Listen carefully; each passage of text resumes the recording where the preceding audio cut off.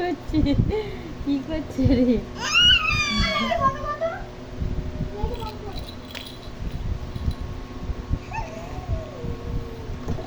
এটাই বলছে, দাঁড়াও।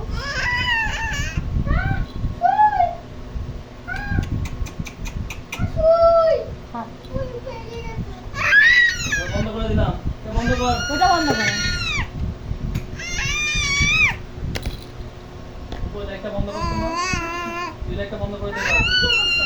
গরমে মেয়েটা হাত ফেল হয়ে যাবে। বন্ধ করছি বলে একটা